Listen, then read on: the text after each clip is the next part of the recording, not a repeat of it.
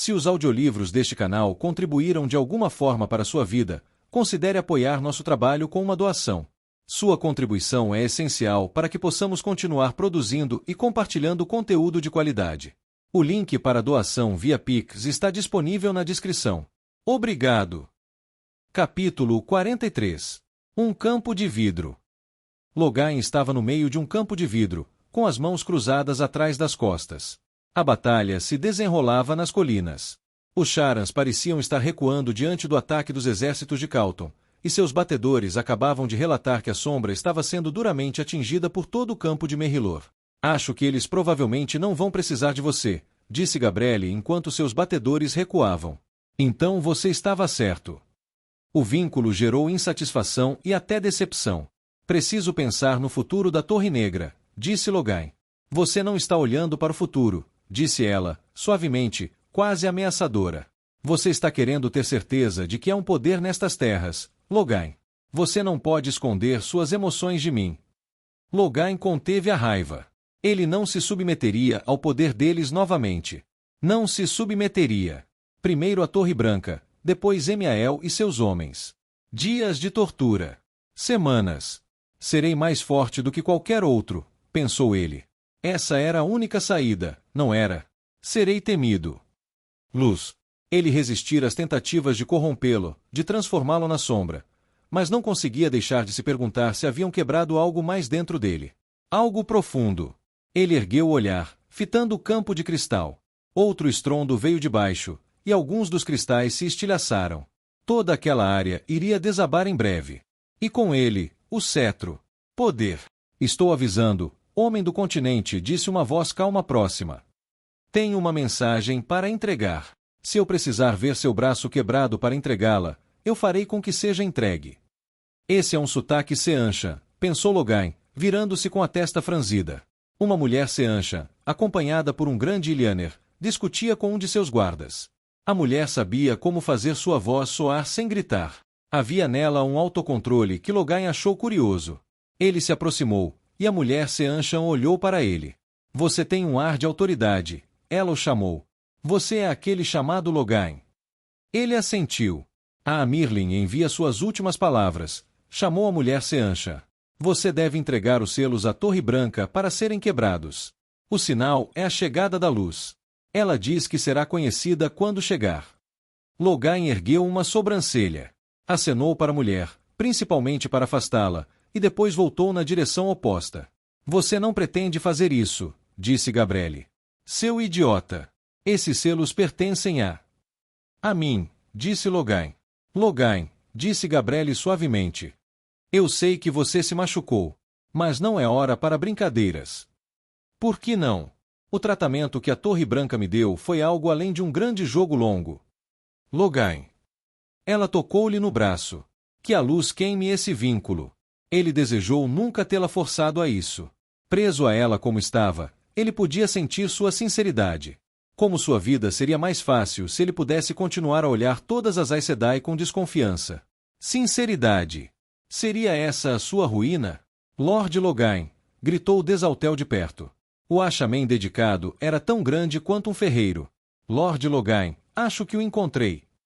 Logain desviou o olhar de Gabriele e olhou para Desaltel. O Ashamen estava ao lado de um grande cristal. Está aqui, disse Desaltel, limpando o cristal enquanto Logain se aproximava. Viu? Logain ajoelhou-se, tecendo um globo de luz. Sim, ali, dentro do cristal. Parecia uma mão, feita de um tipo ligeiramente diferente de cristal, brilhando em sua luz. Essa mão segurava um cetro dourado, com o topo vagamente em forma de taça. Logain reuniu o poder único, sorrindo largamente. Deixou Saidin fluir dele para o cristal, usando uma trama para estilhaçá-lo como faria com uma pedra. O chão tremeu. O cristal, fosse o que fosse, resistiu. Quanto mais ele empurrava, mais violento o tremor se tornava. Logain. Disse Gabriele. Afaste-se, disse Logain. Acho que vou ter que tentar o fogo maligno. O pânico tomou conta do vínculo. Felizmente, Gabriele não tentou lhe dizer o que era proibido e o que não era. Ashamen não precisava obedecer à lei da Torre Branca. Entre. Outra voz. Não o deixariam em paz. Ele preparou sua trama. Logain. Androl respirava fundo ao chegar. Caiu de joelhos, o rosto chamuscado e queimado. Sua aparência era pior que a própria morte. Logain, os refugiados de Caemin. A sombra enviou Trollocs para matá-los nas ruínas. Luz. Eles estão sendo assassinados. Logain teceu fogo maligno, mas manteve a trama no lugar, quase completa, enquanto olhava para o cristal e seu prêmio dourado. Logain, disse Androl, aflito. Os outros comigo ficaram para lutar, mas estão cansados demais. Não consigo encontrar Calton, e os soldados a quem fui estão ocupados demais lutando para ajudar. Acho que nenhum dos comandantes sabe que os Trollocs estão lá em cima. Luz. Logain segurou sua trança, sentindo o poder único pulsar dentro dele. Poder. Medo. Por favor, sussurrou Androl, tão suavemente. Crianças, Logain. Eles estão massacrando as crianças. Logain fechou os olhos. Mate cavalgou com os heróis da trombeta. Aparentemente, ter sido soprador da trombeta no passado lhe dava um lugar especial entre eles. Eles se juntavam a ele, o chamavam, falavam com ele como se o conhecessem. Pareciam tão, bem, heróicos, altos em suas celas e cercados por uma névoa que brilhava contra a luz do amanhecer. Em meio à luta, ele finalmente fez a pergunta que o assombrava há muito tempo. Não sou um de vocês, sou, perguntou Aend, o atacante. Sabe, já que heróis às vezes nascem, depois morrem e fazem o que vocês fazem. O grandalhão riu, montado num cavalo baio que quase poderia competir ombro a ombro com um javali Seancha. Eu sabia que você ia perguntar isso, jogador. Bem, então você deveria ter uma resposta preparada. Mate sentiu o rosto corar enquanto esperava pela resposta. Não, você não é um de nós, disse Aend. Fique tranquilo.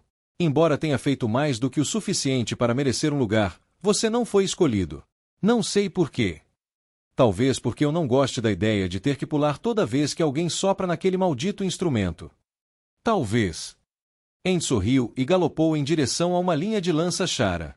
Mate não comandava mais os movimentos das tropas no campo de batalha. Com a permissão da luz, ele havia organizado tudo tão bem que o controle direto não seria necessário. Ele cavalgou pelo planalto, lutando, gritando, juntando-se aos heróis. Elaine estava de volta e havia reunido suas tropas. Mate viu o estandarte de Elaine brilhando acima deles no céu, feito do poder único, e vislumbrou alguém que se parecia com ela cavalgando entre os soldados, com os cabelos brilhando como se iluminados por trás. Ela própria parecia uma heroína sanguinária da trombeta. Mate soltou um grito de alegria ao ver o exército Seancha marchando para o norte, prestes a se unir ao exército de Elaine, e continuou cavalgando pela encosta leste das colinas. Logo depois, diminuiu a velocidade, Pips tendo acabado de atropelar um Trolloc. Aquele som impetuoso. Mate olhou para baixo enquanto o rio retornava com um rápido estrondo de água lamacenta. Ele dividiu o exército Trolloc em duas partes, arrastando muitos deles, enquanto voltava para seu leito. Rogosh, de cabelos brancos como a neve, observou a água fluir e acenou para Mate em sinal de respeito. Muito bem, jogador, disse ele. O retorno do rio havia dividido as forças da sombra. Mate retornou à batalha. Percebeu, enquanto galopava pelo planalto, que os Charas, o que restava deles, estavam fugindo por portões. Ele os deixou ir. Quando os Trollocs no topo das colinas viram os Charans fugindo, sua resistência cedeu e eles entraram em pânico. Encurralados e varridos pelo planalto pelos exércitos combinados de Mate, não tiveram escolha a não ser fugir em direção à longa encosta sudoeste. O caos se tornará total nas colinas. O exército Seanchan se uniu ao de Elaine, e ambos os grupos atacaram os Trollocs com fúria intensa. Formaram um cordão ao redor das feras e avançaram rapidamente, não permitindo que nenhuma escapasse. O chão rapidamente se transformou em uma lama vermelha e profunda enquanto os Trollocs caíam aos milhares. Mas o confronto no lado Shenarano do Mora não era nada comparado à luta que acontecia do outro lado do rio. O corredor entre os pântanos e as colinas Polov estava congestionado de Trollocs tentando escapar do Seanchan que os atacavam do outro lado do corredor, a oeste. A vanguarda enviada primeiro contra os Trollocs no corredor não era composta por soldados Seanchan, mas por esquadrões de Lopar e Moralopar. Nas patas traseiras, os Lopar não eram mais altos que os Trollocs, mas os superavam consideravelmente em peso. Os Lopar avançavam contra os Trollocs, erguendo-se e cortando com suas garras afiadas. Assim que um Lopar amolecia sua presa, agarrava o Trolloc pelo pescoço com as patas e arrancava a cabeça da fera com uma mordida. Isso dava grande prazer ao Lopar. Os Lopar foram retirados quando os cadáveres dos Trollocs começaram a se acumular no fundo do corredor. Em seguida, nesse poço de carnificina, vieram bandos de Corum, criaturas grandes, sem asas e emplumadas, com longos bicos curvos projetados para retalhar carne. Esses carnívoros corriam facilmente por cima das pilhas de cadáveres em direção aos Trollocs que ainda lutavam, para separar a carne dos ossos das feras. Os soldados Seanshanas participaram pouco desses procedimentos, apenas armando suas lanças para garantir que nenhum Trolloc escapasse pelo corredor ou pelo lado oeste das colinas. As criaturas que os atacavam deixavam os Trollocs tão nervosos que poucos tinham a mínima ideia de correr em direção às tropas Seanshanas. Na encosta, Trollocs aterrorizados, fugindo do exército de Mati que os perseguia, lançaram-se sobre os Trollocs que enchiam o corredor. Os monstros caíram uns sobre os outros e lutaram entre si, tentando ser os únicos a chegar ao topo da pilha e continuar respirando por mais um tempo. Talmanes e Aludra posicionaram seus dragões do outro lado do corredor e começaram a atirar ovos de dragão nas massas agitadas de Trollocs aterrorizados. Tudo terminou rapidamente. O número de Trollocs vivos diminuiu de milhares para centenas. Os que restaram, vendo a morte os atingir por 3 lados, fugiram para os pântanos, onde muitos foram sugados para as águas rasas. Suas mortes foram menos violentas, mas igualmente aterrorizantes. Os restantes tiveram um fim mais misericordioso, atingidos por flechas, lanças e virotes de besta enquanto se arrastavam pelo lamaçal em direção ao doce aroma da liberdade. Mati abaixou sua chandareia ensanguentada. Conferiu o céu. O sol estava escondido em algum lugar lá em cima. Ele não tinha certeza de quanto tempo estivera cavalgando com os heróis. Ele teria que agradecer a Tuon por retornar. Mas não foi procurá-la. Tinha a sensação de que ela esperaria que ele cumprisse seus deveres principescos, quaisquer que fossem. Só que ele sentia aquela estranha atração interior, ficando cada vez mais forte. Sangue e cinzas sangrentas, Rand, pensou Mati.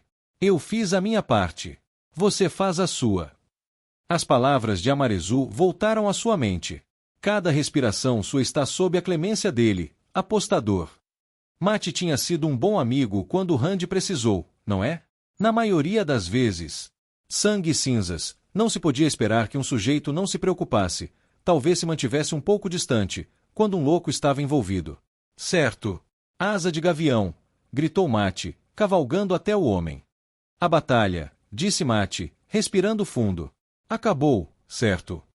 Você conseguiu costurar essa, apostador, disse Asa de gavião, montando majestosamente em sua montaria. Ah! O que eu daria para ir até você no campo de batalha? Que luta grandiosa seria! Ótimo! Maravilhoso! Eu não quis dizer este campo de batalha. Quero dizer a última batalha. Já acabou, né? Você pergunta isso sob um céu de sombras, sobre uma terra que treme de medo? O que sua alma diz, jogador? Aqueles dados ainda rolavam na cabeça de Mati.